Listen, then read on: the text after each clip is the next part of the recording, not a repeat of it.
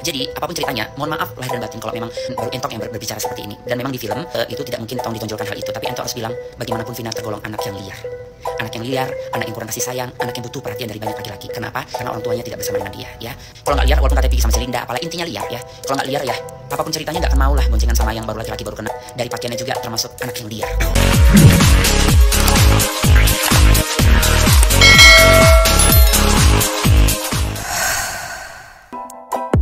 Assalamualaikum warahmatullahi wabarakatuh. Ketemu lagi di channel ini yang sudah kalian tunggu-tunggu, Opung SG Channel. Film layar lebar yang berjudul Vina Sebelum 7 Hari ternyata viral, dan keviralan itu membuat kasus Vina Cirebon yang sempat heboh di tahun 2016 silam jadi terangkat lagi. Pihak keluarga dari Vina sudah angkat bicara dalam podcast milik Denny Sumargo dan menceritakan kejadian sebenarnya. Seperti diketahui, Vina yang pada saat itu berusia 16 tahun diperkaos dan dibunbun oleh 11 remaja pria yang diketahui adalah geng motor. Peristiwa itu terjadi pada hari Sabtu, tepatnya di malam Minggu pada bulan Agustus tahun 2016 lalu. Kasus tersebut memang sudah lama terjadi dan sempat terlupakan oleh publik. Namun ada kejanggalan yang masih terasa, yakni dari 11 pelaku baru tertangkap hanya 8 orang. Sisanya 3 orang lagi hingga saat ini belum ditangkap dan masih berkeliaran bebas. Salah satunya adalah yang bernama Egy yang diduga merupakan otak dari peristiwa memilukan tersebut. Viralnya film Vina Sebelum 7 Hari juga membuat banyak pihak ikut angkat bicara. Salah satunya adalah Ratu Entok yang selama ini dikenal sering bersuara membela orang-orang kecil. Namun kali ini Ratu Entok justru memusatkan perhatiannya kepada sosok Vina yang menurutnya adalah gadis yang liar. Dalam video yang beredar, Ratu Entok mengatakan sebagai seorang perempuan, Vina adalah anak yang liar. Walaupun diceritakan sebelum kejadian, Vina sempat pergi bersama sahabatnya Linda, namun Ratu Entok meyakini kalau Vina termasuk gadis yang liar meski usianya masih di bawah umur. Ratu Entok pun meminta maaf jika ia dan mungkin baru dirinya saja yang berani berbicara seperti itu. Meskipun di dalam film layar lebarnya sendiri tidak ditonjolkan kenakalan Vina, namun Ratu Entok tetap meyakini kalau Vina memang anak yang liar. Selain itu, menurut Ratu Entok, Vina juga merupakan sosok anak yang kurang kasih sayang, sehingga ia mencari perhatian dari banyak laki-laki. Karena menurut Ratu Entok, orang tua Vina tidak bisa memberikan kasih sayang sepenuhnya. Apalagi sang ibu juga diketahui bekerja di Malaysia sehingga jauh dari sang anak.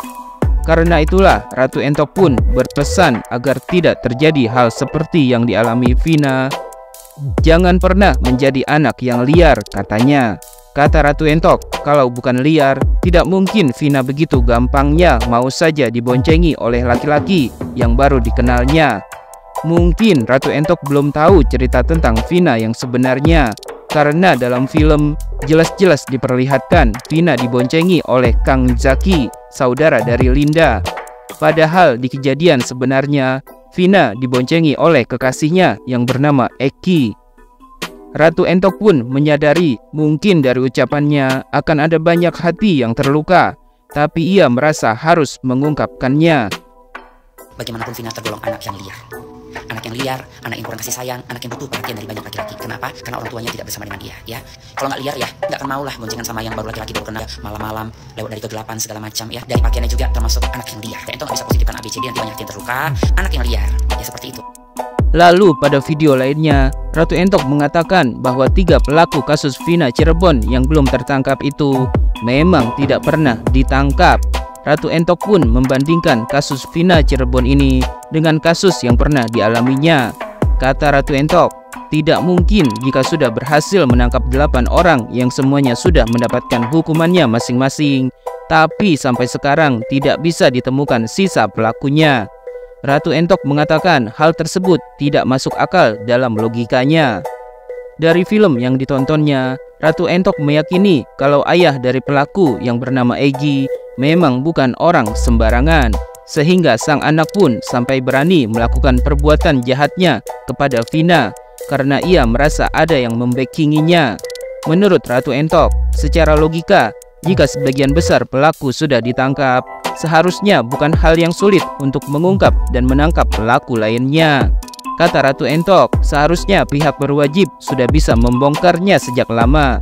Ratu Entok pun menduga kalau Egy sampai saat ini belum ditangkap karena pengaruh ayahnya yang begitu kuat. Kata Ratu Entok, ini adalah hal yang memalukan buat institusi terkait. Apalagi selama ini, setiap ada kasus, seperti selalu harus menunggu viral dulu, baru kasusnya berjalan. Ratu Entok juga membantah kabar yang mengatakan kalau bisa saja ketiga pelaku tersebut sudah berganti identitas, sehingga bisa hidup bebas sampai sekarang. Kata Ratu Entok, hal itu tidak mungkin terjadi. Ratu Entok sepertinya lebih meyakini kalau memang ada pihak yang punya jabatan tinggi yang masih terus berusaha melindungi ketiga pelaku ini. Meski begitu, Ratu Entok berusaha memberikan opininya secara adil dari dua sisi. Ratu Entok tetap meyakini kalau Vina tergolong anak yang liar dalam pergaulannya, apalagi diketahui ibu kandungnya berada jauh di luar negeri, sedangkan sang ayah juga disibukkan dengan pekerjaannya untuk mencari nafkah. Lagi pula, menurut Ratu Entok, bagaimanapun juga sang ayah belum tentu bisa memberikan kasih sayang yang sama dengan ibunya. Menurut Ratu Entok, Vina juga kurang dibekali ilmu agama sehingga bisa menjadi anak yang seliar itu. Ratu Entok meyakini kalau Vina diajarkan ilmu agama sejak kecil, mungkin saja penampilannya juga tidak akan seperti dalam film yang ia lihat, dan kepergian Vina juga tidak akan berakhir seperti itu. Ini bukan tak tertangkap ataupun DPO, bukan. Tapi memang tidak ditangkap. Ya, garis bawain, bukan DPO, bukan belum tertangkap, tapi memang tidak ditangkap. Semuanya persis terjadi dalam hidup aku, nggak rekayasa. Aku itu pernah bermasalah dalam sama suatu tenaga militer. Aku terancam mau diculik. Jadi ringkas cerita, aku ngadu nih sama pomalnya lah gitu, kurang lebih ya, sama polisi di atas polisi, pokoknya bagian atasannya. Nah, mereka sama sekali bilang kan nggak tahu, nggak kenal ini bagian mana. Tapi tahu nggak, setelah aku datangin kantor itu malamnya, belum lagi berapa menit dari aku yang ngomong masih di kantor itu, belum lagi pulang ke rumah itu langsung komandannya, atasannya itu menurunkan satu kompi kurang lebih gitu. Bahkan ada utusan dari yang sedikit di bawah dia tapi termasuk punya jabatan itu menjumpai Entok untuk tabayun. Jadi seperti itu juga si Vina ini bohong. Kalau sudah dapat 8 orang yang sudah dipositifkan tersangka, tidak bisa mengetahui siapa otaknya. Bohong, 1000 juta bohong. Bapak si Egy ini, otak pelaku ini agak lumayan punya jabatan. Makanya dia begitu arogan sombong untuk di wilayah itu, ya kan, anaknya ini, karena dia tahu bapaknya punya jabatan. Dan saat itu 2016 belum bapaknya Listio Sigit ya. Jadi saat itu masih kayaknya kurang lebih apa-apa ya bersama dengan jajaran Ferdy Sambo. Jadi memang war banget ya.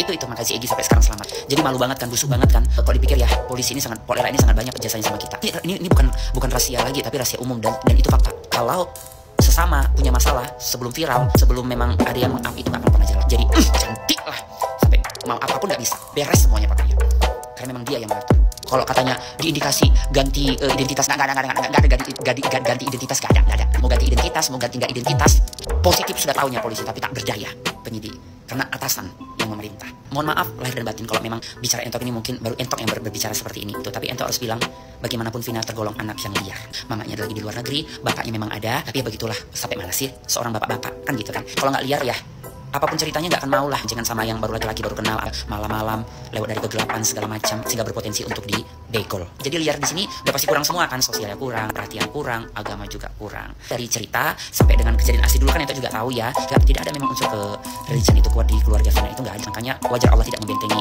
dia.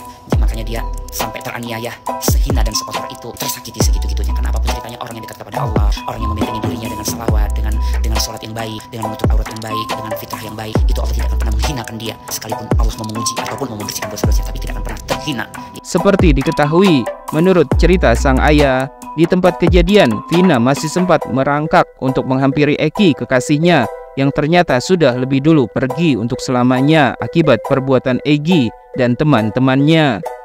Karena itulah, pada kondisi terakhirnya, tangan Vina terlihat memegang tangan Egy. Bahkan saat masih berada di rumah sakit, menurut sang kakak, Vina sebenarnya masih dalam keadaan hidup, namun bicaranya sudah tidak jelas.